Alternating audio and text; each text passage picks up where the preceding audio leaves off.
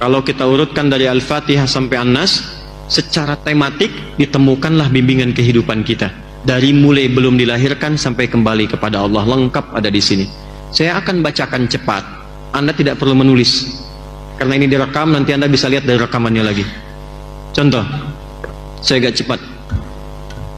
Dalam kandungan, bagaimana prosesnya supaya terjaga dengan baik? Turun Quran surah ke-22 Al-Hajj ayat yang kelima. Didetilkan di Quran surah ke-23 misalnya ayat 11 sampai dengan 13-nya. Doa apa yang bisa dibacakan oleh perempuan yang sedang mengandung supaya kandungan nanti terlahir dalam keadaan baik, anaknya saleh? Muncul Quran surah ke-7 Al-A'raf ayat 189. Ketika sudah terlahir, apa yang pertama diberikan oleh ibu yang baru melahirkannya, dan apa yang dilakukan oleh ayah yang baru jadi ayah pada saat itu? Turun Quran surah kedua ayat 233. Diberikan ASI optimal sampai 2 tahun. Kalau sudah diberikan ASI usia 2 tahun sampai menjelang baligh, apa tuntunan yang menjadikan anak itu supaya dekat dengan Allah, taat pada orang tuanya, bisa baik dengan lingkungan? Turun Quran surah 31 ayat 13 sampai dengan 19. Dia mulai belajar bagaimana tipikal belajar yang ideal supaya ilmunya juga meningkat, pintar, imannya tetap terjaga kuat. Turun Quran surah ke-58 ayat yang ke-11. Dia telah mulai menyebar, makin tinggi tingkat belajarnya. Bagaimana cara belajarnya supaya cepat paham, mengerti, dan bisa berbakti untuk negerinya? Turun Quran surah 9 ayat 122. Muncul kedewasaannya, kenal dengan pasangan jenisnya, mulai tertarik. Apa yang dilakukan? Turun Quran surah keempat ayat keempat. Langsung lamar, berikan bagiannya. Langsung nikah. Bagaimana cara menikahnya? Quran surah 30 ayat ke-21. Terjadi pernikahan, apa yang menjadi hak dan kewajiban suami istri supaya paham apa yang dilakukan? Turun Quran surah keempat ayat 34. Apa tugasnya suami? Dasarnya mencari nafkah. Turun Quran surah kedua ayat 168 yang standar. Kalau ingin cepat, turun Quran surah kedua ayat 172. Kadang belum berangkat, rizkinya sudah menunggu. Quran surah ke-7 ayat ke-96. Dalam pencarian nafkah itu kadang tidak sedikit singgungannya, akan muncul ujian-ujian. Pelajari kaidah dasarnya, ujian Quran surah kedua ayat 214. Rinciannya Quran surah kedua ayat 155 sampai 157. Solusinya ditemukan di Quran surah ketiga ayat 142. Tantangannya kadang ada yang ingin menyingkirkan, gak mau Anda yang maju, harus yang lain yang unggul. Bagaimana cara amalan kita mendekat kepada Allah supaya dilindungi? Majunya baik, diselesaikan solusi dengan baik, dilindungi oleh Allah. Turun amalan Quran surah ke-17 di ayat 79 sampai dengan 81. Kemudian istri yang di rumah, apakah mudah begitu saja menunggu? Tidak. Dia merawat anak kadang-kadang nggak mudah, kadang berkata turun tuntunan Quran surah ke-17 ayat 23 sampai dengan 27. Dua-duanya kompak mendidik sampai merasakan kenikmatan, usia berkembang, usia 40 tahun maju. Kata Allah, jangan lupakan kedua orang tuamu. Berbakti dulu pada ayah ibumu. Kalau ada harta yang kau dapatkan kesuksesan di rumahmu, perhatikan bapak ibumu. Turun Quran surah ke-46 ayat yang ke-15. Kalau belum sadar, ingat ibu yang melahirkanmu, merawatmu, mendidikmu. Jangan cepat marah kepada kedua orang tuamu, baktikan sempurna, engkau sukses sekarang. Turun Quran surah ke-31 ayat yang ke-14. Kemudian dia naik lagi, harta mulai banyak. Mulai berbagi, berikan haknya. Lihat keluargamu sekitaran. Kamu punya adik, kamu punya kakak. Lihat mungkin anaknya nggak sekolah. Mungkin adik kamu itu punya anak-anaknya perlu kekurangan, perlu bantuan. Maka mulai ada skema infak dengan 5 bagian utama. Quran surah kedua ayat 215. Kalau lebih lagi ada zakat, diambil Quran surah ke-9 ayat 103, disalurkan ke 8 golongan. Quran surah ke-9 ayat yang ke-60. Anda naik lagi, semakin tinggi, semakin tinggi. Maaf, jangan dikira akan selamanya hidup di dunia. Pada akhirnya akan kembali seperti masa kecil ya. Quran surah ke-22 ayat yang ke-5. Kemudian setelah itu datang kematian, dimulai dengan maut. Quran surah ke-3 ayat 185. Yang bawa mautnya malakul maut. Quran surah ke-32 ayat yang ke-11. Cara ngambilnya kalau ingin tenang, Quran surah ke-89 ayat 27 sampai dengan ayat yang ke-30. Ketika meninggal itu masuk ke alam kubur, bagaimana suasana di kubur supaya kita bisa siap-siap? Quran surah ketiga ayat 169 sampai dengan 172. Ada lagi detailnya di Quran surah kedua ayat 153 sampai dengan 154. Lalu bagaimana menunggu di situ sampai kembali kepada Allah? Maka akan terjadi kiamat. Turun satu surah ke-75 dengan namanya Al-Qiyamah. Maka di situ akan ada hisab. Saat dihisab itu ada penentuan, ada surga, ada neraka. Yang ingin ke surga dijelaskan dengan sempurna. Nih yang pengen surga Firdaus, Quran surah ke-23 di ayat 1 sampai dengan 9. Yang pengen di taman surga, Quran surah ke-51 amalannya ayat 15 sampai dengan ayat ke-23. Yang pengen surga standar, nggak apa-apa, yang penting masuk surga deh, enak juga di situ. Quran surah kedua ayat ke-25. Jangan macam-macam. Hei, selain surga hanya ada neraka. Jangan sampai engkau nestapa. Bagaimana ancamannya supaya kita bisa hindari? Neraka yang paling ringan, dicelupkan sedikit, seharinya 1000 tahun. 1 detiknya 48 hari. Langsung hangus, hancur semuanya. Turun Quran surah keempat ayat ke-56. Kalau dia orang-orang yang terakumulasi keburukannya, ingkar kepada Allah, munafik sifatnya, maka ditempatkan yang paling dasar di neraka jahanam. Turun Quran surah keempat ayat 140. Tapi kalau masih hidup dia ingin berubah, diturunkan risalah taubat. Quran surah keempat ayat 143. Dicintai oleh Allah. Quran surah kedua ayat 222. Sampai dia pulang dalam keadaan husnul khatimah. Mana yang nggak ada? Ada semua. Kita itu makhluk teratur. Tentang jin diajarkan, turun surat jin. Ya kan? Tentang malaikat disampaikan, hidupnya teratur, ada semua. Nah, dulu cara orang berinteraksi dengan Al-Quran, kata Abu Abdurrahman As-Sulami, tadi disampaikan hadisnya, mereka belajar Quran dengan Nabi itu dengan serius, pendekatannya yakin sebagai kurikulum hidup, bukan sekedar bacaan. Kalau cuma bacaan nanti sifatnya begini, simpan di rak-rak itu, dibaca nggak tuh? Dilihat, dilewatin, yang penting baca. Tapi kalau Anda menempatkan Quran sebagai pedoman kehidupan, itu pusat kebahagiaan kita tuh. Itu kunci kesuksesan kita tuh. Petunjuknya ada di situ. Maka demi Allah, setiap apa yang kita kerjakan, kita buru pedoman itu untuk kita lihat pedomannya. Keutamaan orang-orang yang menjalankan sholat tahajud, supaya teman-teman pada semangat, dan kita pun yang ngomong ini juga semangat dalam menjalankan sholat tahajud. Jadi sebenarnya apa yang kita omong ini nasihat untuk diri kita sendiri sebetulnya. Nah, Masya Allah ya, apakah keutamaan-keutamaan tahajud? Yang pertama, ternyata sholat tahajud adalah sifat orang bertakwa dan calon penghuni syurga. Jadi kalau ingin dikategorikan sebagai orang bertakwa, maka dia tidak meninggalkan sholat tahajud. Allah Subhanahu wa Ta'ala berfirman yang artinya, sesungguhnya orang-orang yang bertakwa itu berada dalam taman-taman syurga dan mata air, sambil menerima segala pemberian Rabb mereka. Sesungguhnya mereka sebelum itu di dunia adalah orang-orang yang berbuat kebaikan. Di dunia mereka sedikit sekali tidur di waktu malam, dan selalu memohon ampun di waktu pagi sebelum fajar. Dalam surah Adz-Dzariyat ayat 15-18. Jadi di sini Allah Subhanahu wa Ta'ala menginformasikan kepada kita semua, orang bertakwa yang mendapatkan syurga sedikit waktu tidurnya di waktu malam, banyak bangun untuk minta ampun kepada Allah Subhanahu wa Ta'ala. Yang kedua, keutamaan tahajud adalah tidak sama antara orang yang sholat malam dengan orang yang tidak sholat malam. Allah Subhanahu wa Ta'ala berfirman yang artinya, adakah sama orang-orang yang mengetahui dengan orang-orang yang tidak mengetahui? Sesungguhnya orang yang berakal lah yang dapat menerima pelajaran. Jadi dalam surah Zumar ayat 9, tidak sama antara orang yang senantiasa bangun sholat malam, dia tahu dia dapat keutamaan, dia tahu dia dapat pahala, dia tahu doa dia dikabulkan oleh Allah, nggak sama dengan orang yang tidur terlelap. Masya Allah. Karena orang-orang yang bangun sholat malam pasti dia punya motivasi kenapa dia melakukan itu. Betul-betul. Karena dia tahu tentang keutamaan-keutamaan dalam beribadah. Ketiga, keutamaan dari sholat tahajud adalah sebaik-baik sunnah. Seperti yang kita ketahui bahwa sebaik-baik puasa adalah puasa di bulan suci Ramadan. Kemudian sebaik-baik sholat setelah sholat wajib adalah sholat malam. Jadi setelah sholat wajib ternyata yang afdal adalah qiyamul lail, menghidupkan malam. Dan keempat, ternyata keutamaan dari sholat tahajud adalah kebiasaan orang-orang yang salih. Jadi teman-teman, kalau indikatornya gampang ya, kalau kita lihat ada orang-orang yang salih mengademkan hati, ternyata salah satu indikatornya mereka tidak meninggalkan sholat malam. Kemudian keutamaan sholat tahajud yang kelima adalah sebaik-baik orang adalah orang yang melaksanakan sholat tahajud, sebagaimana Rasulullah SAW bersabda, sebaik-baik orang adalah Abdullah. Maksudnya di sini adalah Ibnu Umar, seandainya ia mau melaksanakan sholat malam. Maknanya adalah sebaik-baik orang adalah orang yang senantiasa melaksanakan sholat malam, sholat tahajud. Saya pernah mendengar bahwa kurban kita akan menjadi kendaraan orang yang berkurban saat di akhirat. Apakah benar, Ustaz? Ya, saya pun demikian, pernah mendengar dan membaca juga referensi-referensi terkait, khususnya ada riwayat yang disandarkan kepada Nabi SAW dengan kalimat istafrihu dhahayakum, ya gemukkanlah, baguskanlah hewan-hewan sembelihan kalian, fa innaha matayakum 'alas sirat. Karena sesungguhnya hewan-hewan kurban, hewan-hewan sembelihan yang dibaguskan itu nanti akan datang di hari kiamat menjadi kendaraan kalian melewati sirat, ya, melewati jembatan penyeberangan yang menentukan antara rahmat ataukah azab, antara surga ataukah neraka.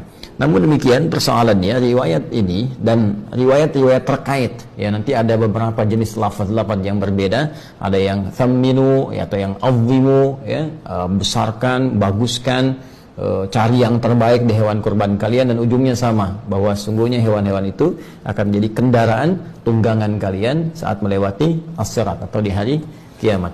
Seluruh riwayat-riwayat ini persoalannya dinilai oleh para ulama-ulama pakar di bidang ahli hadis itu sebagai riwayat-riwayat yang sangat lemah, bahkan sebagian diantaranya tidak memiliki asal, ya, sehingga disebut hadis-hadis yang bermasalah. Bahkan Ibn al-Arabi al-Maliki menyebut hampir seluruh hadis-hadis yang terkait dengan keutamaan-keutamaan penyembelihan korban, ya, yang dimaksudkan keutamaan ini yang berlebihan, yang seperti tadi disampaikan, itu tidak ditemukan kekuatannya, ya, atau dipandang lemah, ya, dalam persoalan-persoalan terkait dengan keutamaan-keutamaan penyembelihan hewan kurban.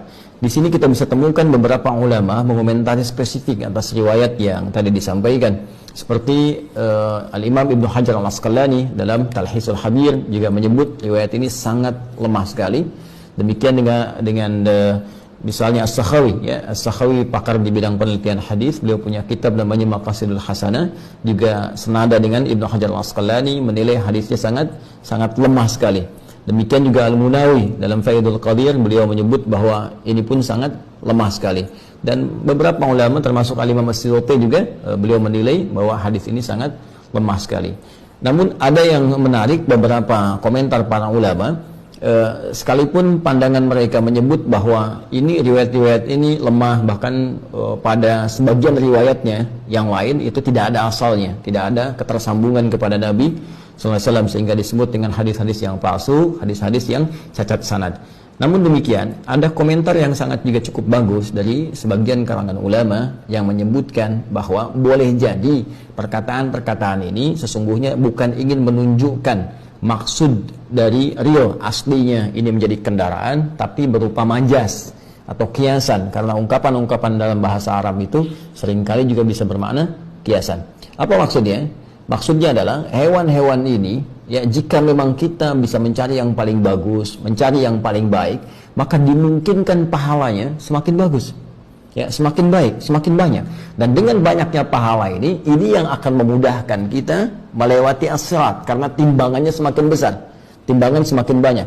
Ya, bukankah korban pertama yang diterima oleh Allah Subhanahu wa taala dari anak Nabi Adam alaihissalam adalah korban yang terbaik? Ya, korban yang paling bagus, ya kan? Seperti disebutkan, diisyaratkan di Quran surah ke-5 Al-Maidah ayat 27 itu, ya, watsdu alaihim naba abnai adam bil haqqi in qarraba qurbanan fatuqbila min ahadihima, ya, wa lam yutaqabbal minal akhar. Dan bacakanlah Muhammad sallallahu alaihi wasallam, ajarkan kepada mereka kisah tentang dua anak Adam, ya, alaihissalam, dengan kisah yang sebenar-benarnya ketika mereka dimintakan oleh Allah Subhanahu wa taala untuk menunaikan ibadah kurban, ya, maka diterima yang satu, yang lainnya ditolak. Siapa yang diterima ini adalah anak Adam alaihissalam yang berkorban dengan hewan ternaknya, ya, dipilih yang paling bagus, yang paling gemuk, yang paling indah tampilannya, itu yang diterima. Sementara yang satunya lagi tidak mendapatkan penerimaan karena memilih kualitas yang paling jelek dari hasil perkebunannya.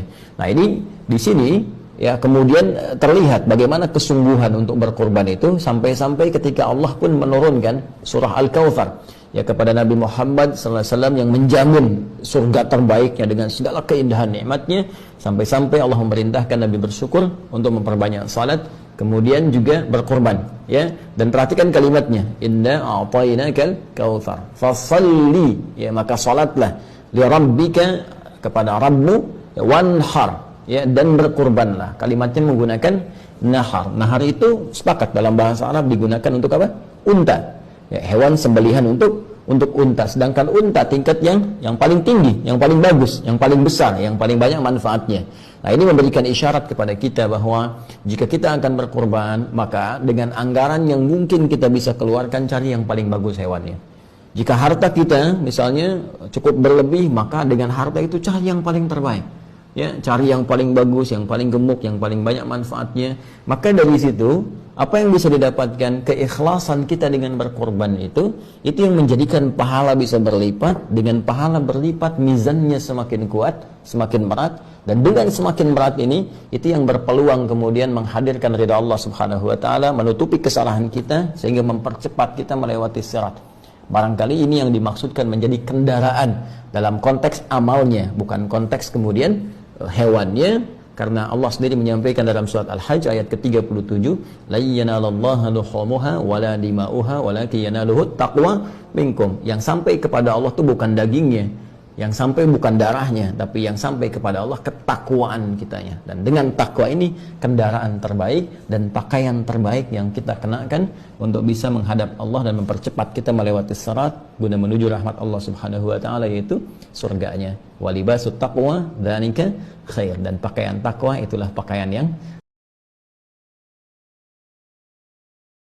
kami di Komisi Fatwa Majelis Ulama Indonesia sampai pusing menghadapi aliran-aliran sesat nih. Ada aliran sesat katanya waktu tasyahud datang Nabi Muhammad di depan.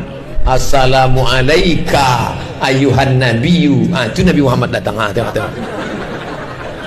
Ada pula aliran mengatakan solat tidak perlu 5, cukup 3 saja. Namanya Islam waktu telu, siji loro telu.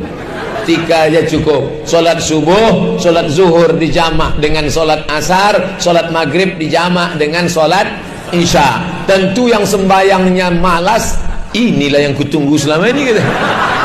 Ustadz itu 5, ini ada diskon 3, bagus kita ambil 3. Datang pula aliran satu lagi mengatakan solat itu pun tidak perlu 3. Kau pejamkan aja mata, habis itu kau ingat Tuhan. Namanya solat eling. Hayya 'alas shalah.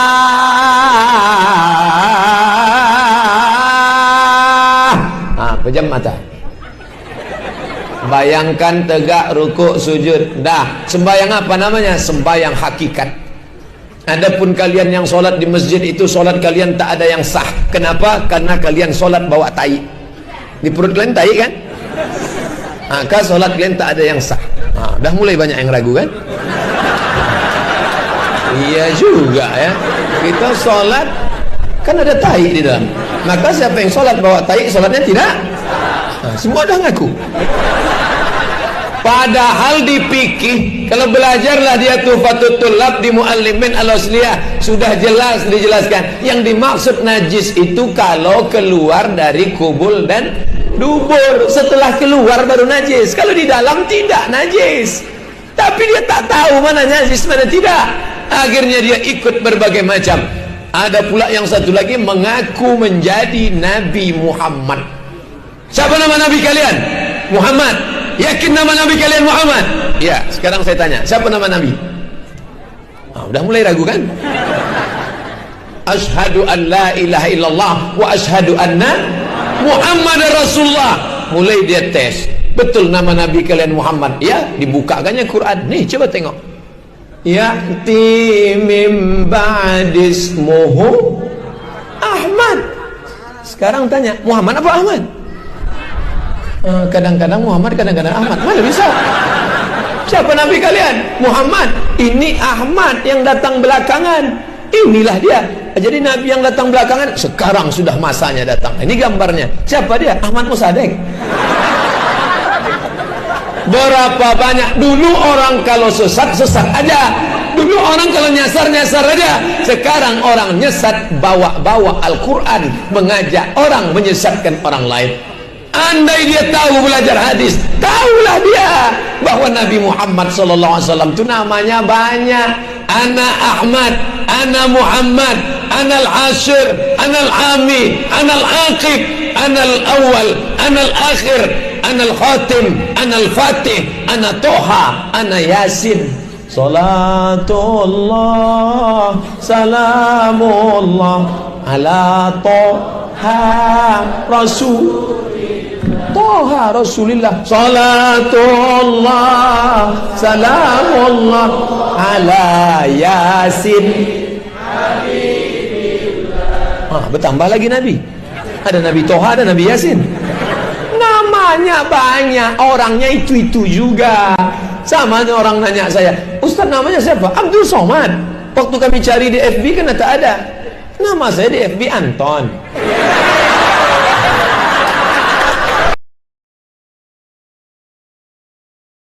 Jalankan sholawat, nikmati sholawat, perbanyak sholawat, tebarkan sholawat.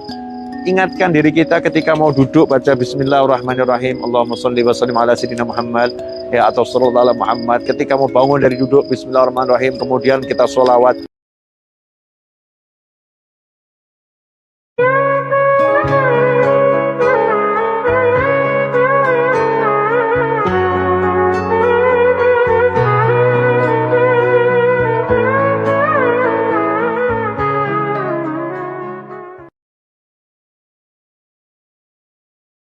يا أيها النبي والكوكب الدري يا أيها النبي والكوكب الدري أنت إمام الحضارة سلطانها الغيبي أنت إمام الحضارة سلطانها الغيبي.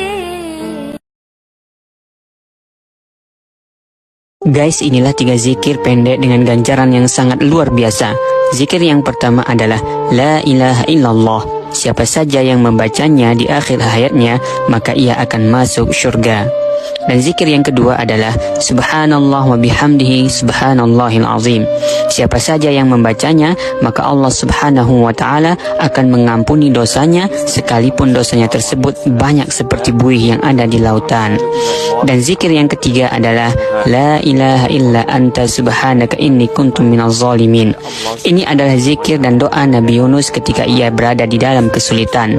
Dan siapa saja yang membacanya, maka Allah subhanahu wa ta'ala akan menghilangkan kesusahan yang ia alami semasa ia di dunia. Guys, tunggu apa lagi? Yuk kita amalkan dan sebarkan. Semoga bermanfaat ya guys.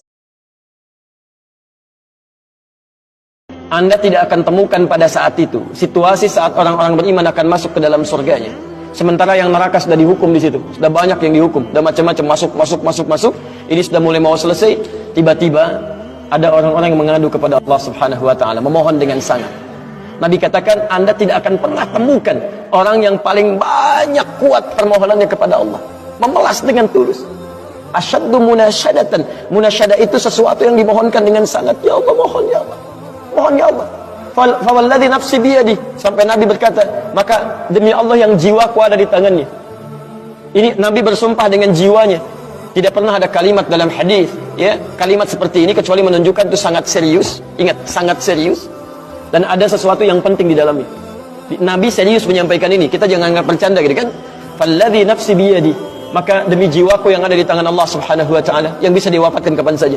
Lihat kalimatnya. Fayaqulu, maka mereka berkata, fayaqulu, maka mereka berkata, ya Rabbuna, wahai Rabb kamu, wahai Rabb kami yang tengah merawat kami di dunia, memberikan kecukupan, memaafkan kami, mengampuni kami, dan memberikan nikmat surga sekarang. Wa ya Rabbuna, wahai Rabb kami, hum ashabuna, mereka ada di antara teman-teman kami.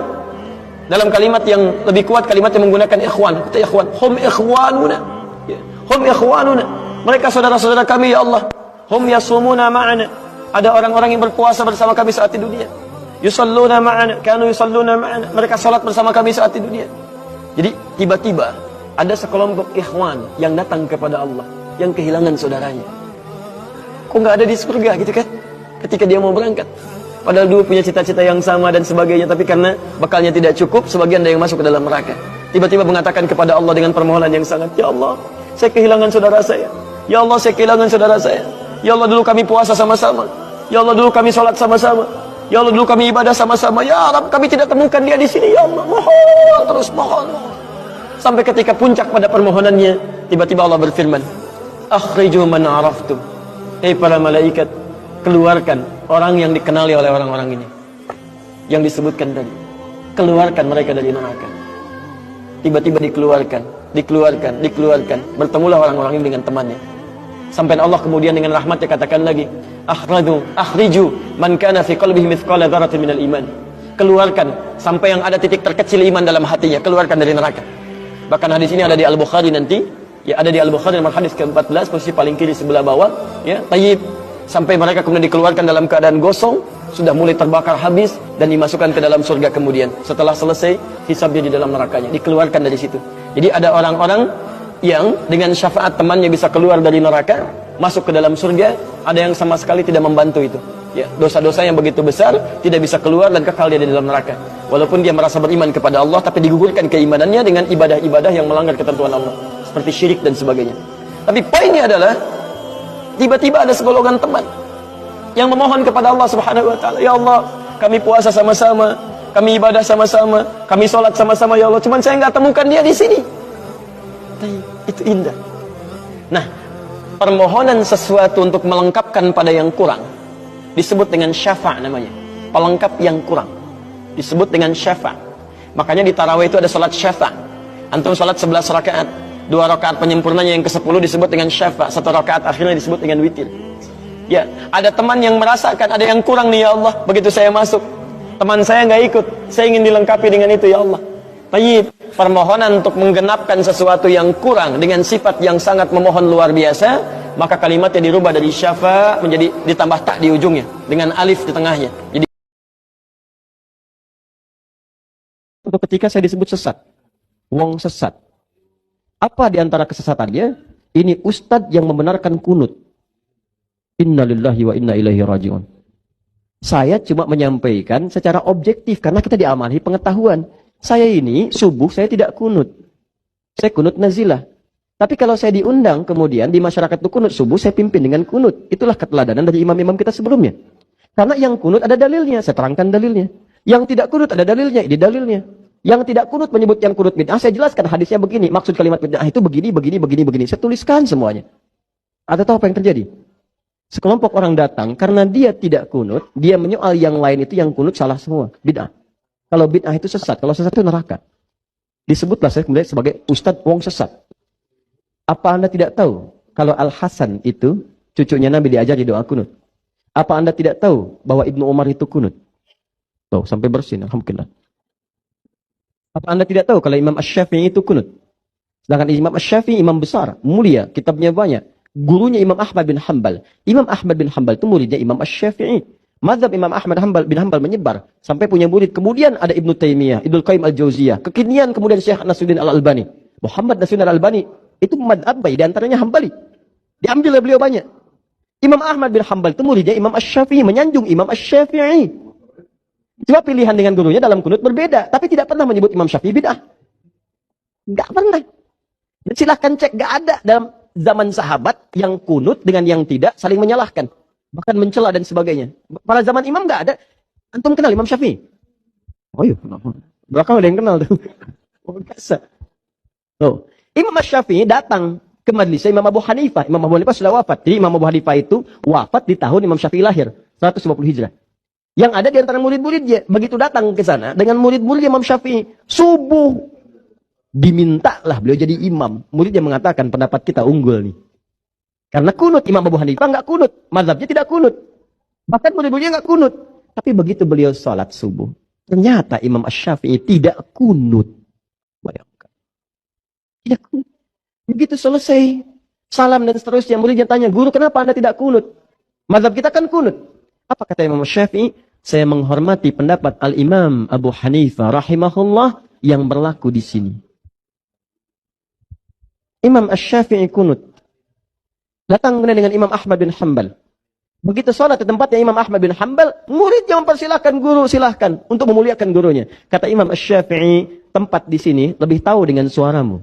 Maksudnya kebiasaan sholatnya ngikuti kebiasaan kamu, jangan saya yang jadi imam. Itu fikihnya. Jadi kalau Anda datang ke tempat mazhab yang lain, Anda belajar fikih mazhab itu, bukan orang itu disuruh ngikuti mazhab Anda. Salah. Saya di Indonesia, nggak ada mazhab di sini. Maksudnya banyak nih, ada yang Syafi'i, ada yang Hambali, ada yang macam-macam. Kita pelajari. Saya diundang ke Malaysia, di sana mazhab Syafi'i. Maka saya belajar mazhab Syafi'i. Bukan orang Malaysia saya suruh belajar mazhab saya. Bukan seperti itu caranya.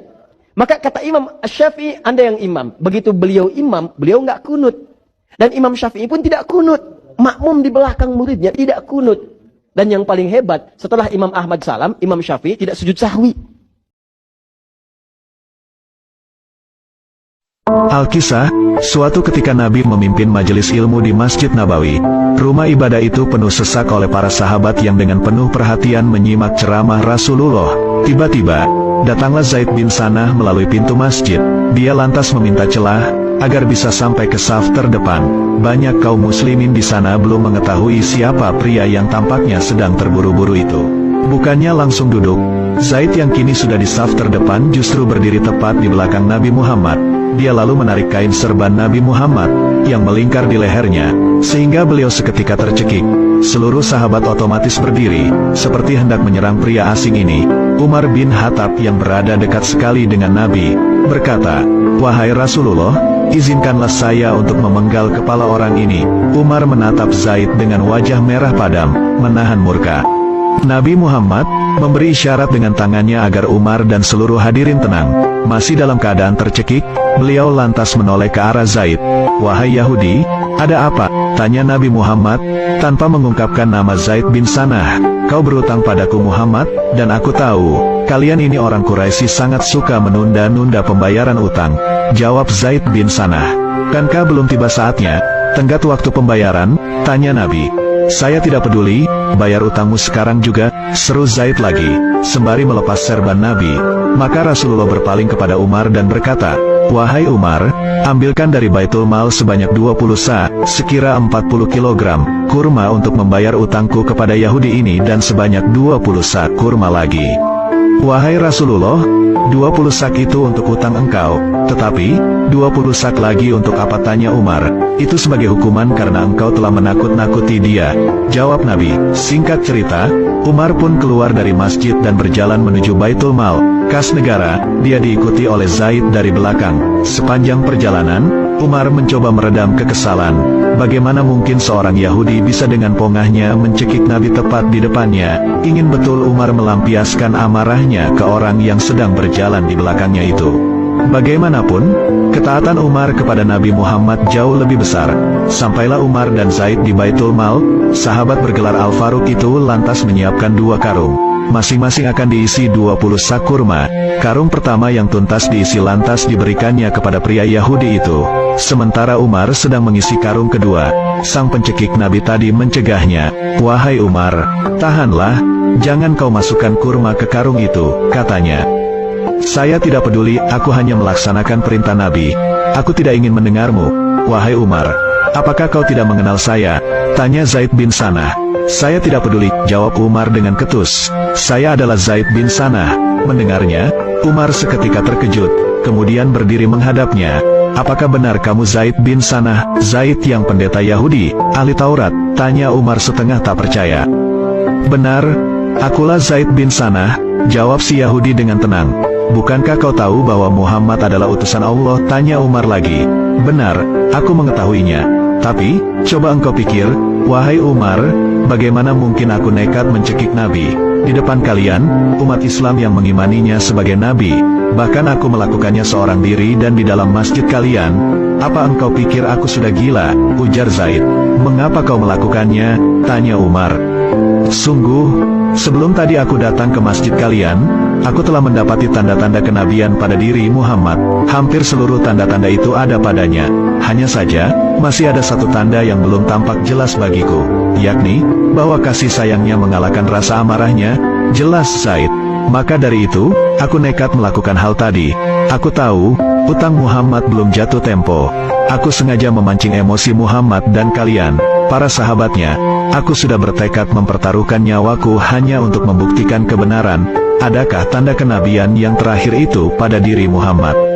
Dan kini aku percaya, ternyata benar kasih sayang beliau mengalahkan marahnya. Maka saksikanlah, wahai Umar, aku bersyahadat," tegas Zaid bin Sanah. Demikianlah, pendeta Yahudi itu akhirnya masuk Islam, dan menyedekahkan pelunasan hutang Nabi kepada orang-orang fakir. Orang yang mengangkat tangan dengan berdoa itu lebih cepat intinya dikabulkan dibandingkan dengan yang diam. Innallaha hayyun karimun. Allah itu maha mulia dan sangat merasa malu kalau seorang hamba mengangkat tangannya tidak dikabulkan doanya. Itu jawaban dari Nabi kepada seorang sahabat yang bertanya, "Ya Rasulullah, kalau ada seorang hamba mengangkat tangan dan memohon kepada Allah, apakah dikabulkan?" Kata Nabi, "Bagaimana menurutmu jika ada temanmu minta kepadamu sambil menengadahkan tangannya begini? Ya, Mas Andian, tolong sesuap nasi aja." Kalau nggak ngasih malu kan? Maka kata Nabi, Allah lebih malu karena sifat rahimnya, lebih malu kalau hambanya mengangkat tangannya lalu dia tidak memberinya. Kayak pengikut Imam Ghazali tuh, yang kurang ajar, yang taklidnya tuh. Lawang Imam Ghazali sendiri mengatakan, bidha'ati fi ilmil hadis misjaf. Ilmuku tentang ilmu hadis itu lemah, kata Imam Ghazali. Makanya beliau meninggal megang Sahih Bukhari, Imam Ghazali. Cuma muridnya kadang nyetak Ihya Ulumuddin, betul? Disebarin di semua universitas Islam. Setelah ahlinya mengecek, ternyata dari 1013 hadis di kitab Ihya Ulumuddin, 996-nya dhaif. Kebayang gak tuh? Ini yang terjadi sekarang, musibah besar yang terjadi kepada pandangan sebagian masyarakat terhadap Al-Imam Al-Ghazali. Orang semasanya sepakat para ulama Hujjatul Islam. Hujjah ini, kalau ada orang menyoal Islam, beliau yang jawab.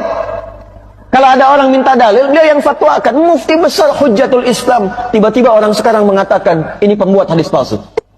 Tinggalkan Ghazali. Anda siapa? Kalau tidak sepakat, tidak harus mencela. Kalau ada persoalan di satu titik, jangan sampai nilai setitik menghapuskan susu sebelah enggak. Ya mungkin yang baiknya masih ada, yang lainnya Anda nggak sepakat, nggak ada masalah. Tapi sisi lainnya, siapa yang paling tajam mengomentari ahli kalam pada saat itu? Siapa yang membantah logika para filsafat yang banyak memurtadkan orang Islam pada saat itu? Al-Imam Al-Ghazali. Lantas Anda mengatakan, ini nggak paham ilmu hadis. Anda siapa, Joni?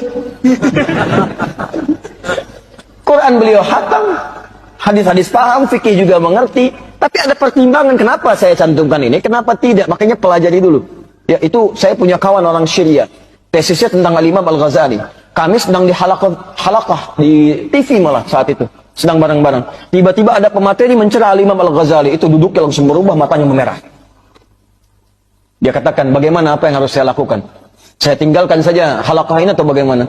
Kami bilang, jangan Anda tinggalkan. Kalau Anda tak sepakat, jawab dengan cara yang lembut. Tunjukkan kepadanya bahwa apa yang disampaikan tidak tepat. Maka dimulai dengan kalimat, Sayyidi, Jazakallah khair. Masya Allah, kalimatnya bagus sekali.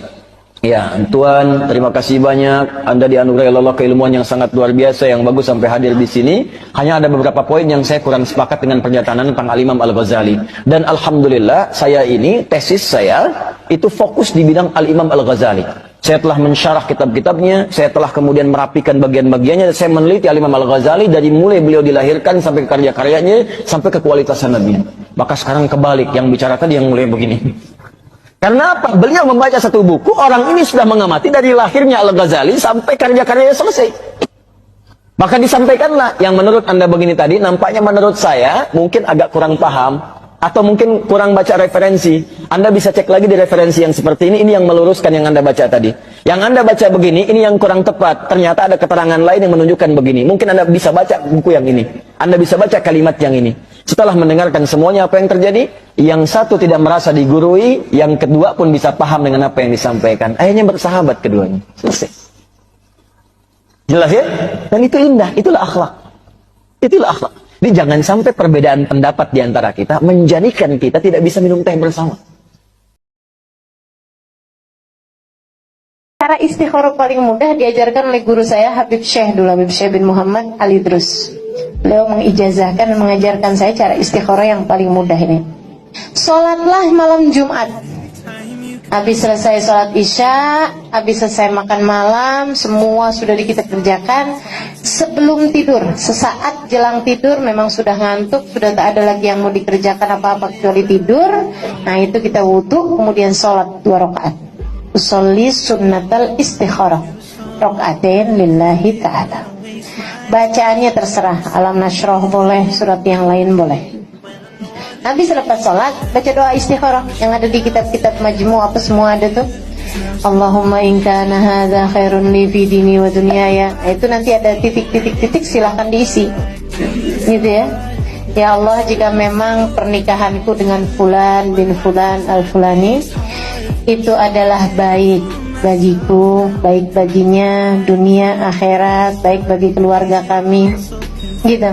Kita minta sama Allah, ya Allah maka mudahkan dan sebagainya. Semua doa itu sudah dibaca.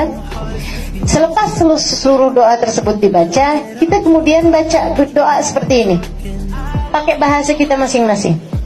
Ya Allah, kalau memang saya sama dia menikah itu baik dunia akhirat saya, untuk saya sekarang, masa depan saya, keluarga saya semua. Ya Allah, berikan kepada saya petunjuk dalam tidur saya, mimpi berupa warna putih atau hijau. Jadi mintanya petunjuk berupa mimpi, itu lebih mudah, tak payah takwil, kan gitu ya. Lihat apa aja gitu, lihat sendal hijau, oh berarti bagus hasilnya, gitu ya. Tak payah ditakwil, sendal kan diinjak-injak, tak payah, udah berarti. Jadi teman-teman sekalian seperti itu. Ya Allah, kalau memang bagus, kasih saya warna putih atau hijau.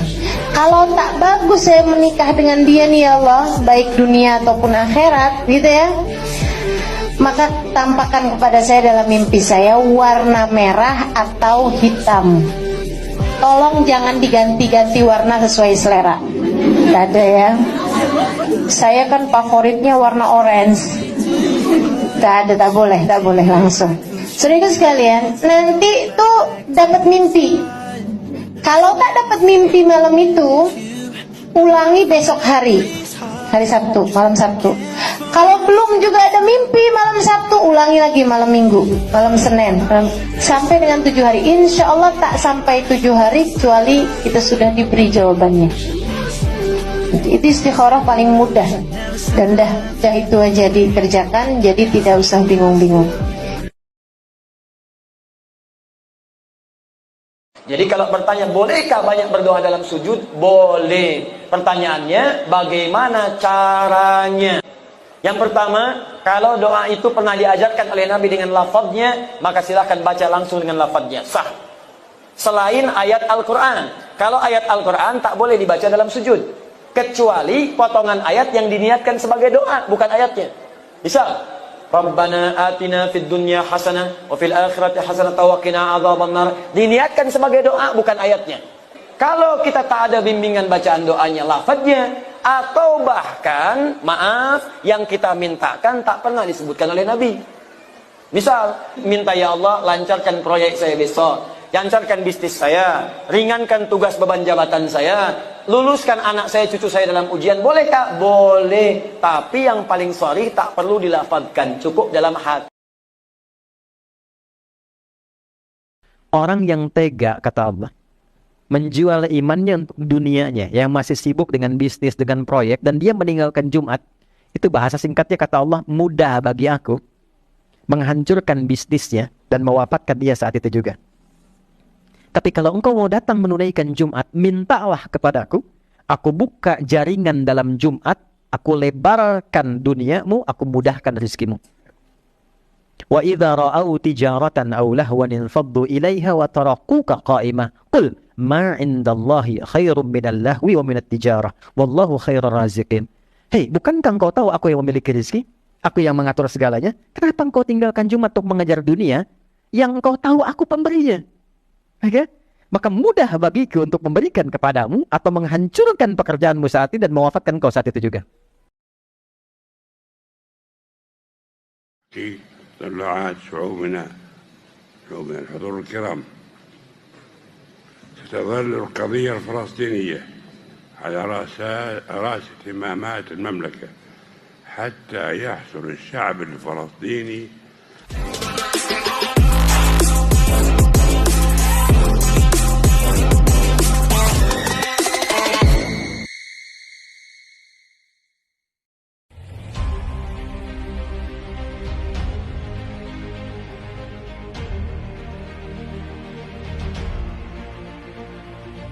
Malam ini, Rabu tanggal 21 Juni tahun 2023, Raja Salman bin Abdul Aziz menobatkan Putri Aryani sebagai Putri Angkat Raja Arab Saudi. Acara sakral itu berlangsung di Riyadh, Arab Saudi. Penobatan Putri Aryani sebagai putri angkat Raja Salman disebut-sebut sebagai acara seremonial terbesar di Riyadh selama 7 dekade. Pada momen bersejarah tersebut semua keluarga kerajaan Arab Saudi hadir, tak terkecuali Pangeran Mohammed bin Salman yang hadir dan para menteri-menteri. Dari semua royal family kerajaan Arab Saudi yang hadir di penobatan Putri Aryani, satu sosok paling menyita perhatian publik ialah anak dari Raja Salman, Pangeran Mohammed bin Salman. Putri Aryani yang baru dinobatkan sebagai putri angkat Raja Arab Saudi mengaku bahagia dengan momen sakral itu. Penampilan Putri Aryani makin mempesona dengan memakai baju mewah layaknya ratu dan mahkota di bagian kepala. Di beberapa foto yang beredar di laman sosial media, tampak Putri Aryani duduk berdampingan dengan Raja Salman. Sejumlah foto Putri Aryani di prosesi penobatan sebagai Putri Raja Arab banyak mendapat pujian dari netizen di laman sosial media, Twitter. Sejumlah netizen bahkan menyebut Putri Aryani sangat mirip dengan salah seorang putri Raja Dubai. Di antara semua royal children, belum ada yang bisa ngalahin aura prinsesnya Putri Aryani. So beautiful and charismatic at such young age, tulis salah satu netizen. Sebelumnya, Raja Salman dibuat menangis terharu saat Putri Aryani pertama kali mencium tangannya. Sudah bukan menjadi rahasia umum lagi, Raja Arab Saudi Salman bin Abdul Aziz mengangkat Putri Aryani sebagai anak, sejak beberapa hari lalu. Meski udah memiliki putra yang telah menggantikan posisinya, rupanya sejak munculnya Putri Aryani di ajang America's Got Talent, Raja Salman menginginkan putri jadi anaknya. Raja Salman menyebut, jika kehadiran Putri Aryani adalah jawaban dari doanya selama ini. Sebelum memutuskan mengangkat anak, Raja Salman dan istrinya sudah memikirkan matang-matang dan berdiskusi dengan keluarga mereka terlebih dulu. Raja Salman rupanya dibuat kagum dengan suara Putri Aryani yang saat itu tampil di acara America's Got Talent. Bahkan, Raja Salman menyampaikan niatnya untuk mengangkat Putri Aryani menjadi anak angkatnya. Niat ingin menjadikan aset negara, kini berubah dengan mengangkat Putri Aryani menjadi anaknya. Kini, Raja Salman dan keluarganya seakan membuktikan bisa membuat Putri Aryani sukses di panggung musik dunia. Sejak mengangkat putri menjadi seorang anak, publik sempat digemparkan dengan aksi remaja tersebut yang memiliki keterampilan dalam tarik suara. Wanita pemilik suara emas, Putri Aryani kini telah menjadi bagian dari keluarga Raja Arab Salman bin Abdul Aziz. Kini Putri Aryani resmi menjadi anak angkat Raja Salman orang nomor 1 di Arab Saudi. Meski telah menjadi anak angkat seorang raja dan mendapatkan fasilitas layaknya seorang anak, tak membuat Putri Aryani berubah. Raja Salman mengaku kini keluarganya telah lengkap dengan kehadiran Putri Aryani dalam keluarganya. Raja Salman merasa bahagia telah menjadikan Putri Aryani sebagai bagian dari keluarganya, yang memang dari dulu diinginkannya. Raja Salman juga mengungkapkan bahwa dirinya dan keluarga tengah sibuk mengurusi kepindahan Putri Aryani. Sang Raja Arab tersebut mengatakan bahwa ia kini tengah sibuk mengurusi rencana pindah Putri Aryani. Ia mengungkapkan bahwa Putri Aryani akan segera pindah ke Arab Saudi dan tinggal bersama keluarganya. Ini sekarang lagi diurusin karena dia, Putri Aryani, juga mau pindah ke Arab Saudi, jadi lagi diurusin. Raja Salman juga mengungkapkan bahwa ia dan Putri Aryani telah merasakan chemistry sebelum memutuskan mengangkatnya sebagai anak. Tidak hanya berbakat dalam menyanyikan lagu Loneliness dalam ajang kompetisi pencarian bakat America's Got Talent, AGT 2023. Putri Aryani juga dikabarkan kemenangan untuk Indonesia dalam ajang lomba Hafiz Quran di kota Madinah, Arab Saudi.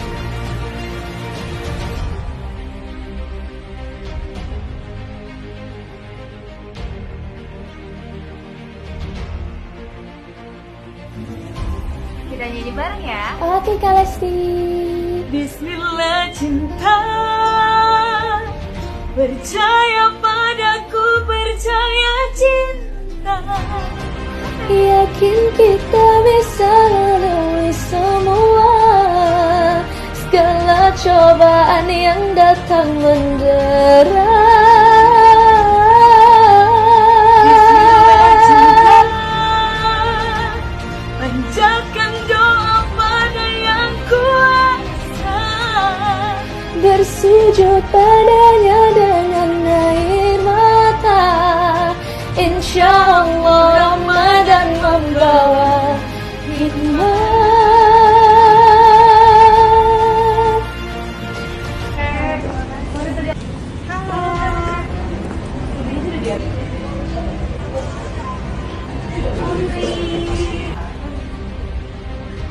Ada siapa ini? Oh, sudah biasa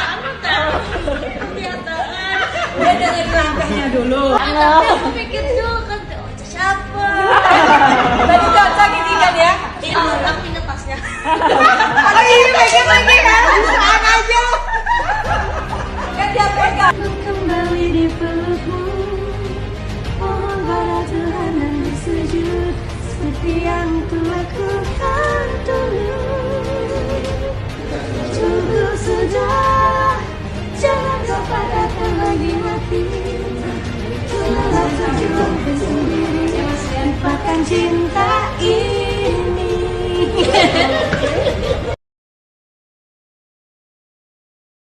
عليك يا نبي حبيبي يا محمد أتيت بالسلام والهدى محمد حبيبي Ya Sayyidi ya Rasulullah, ya man lahul jauh indallah,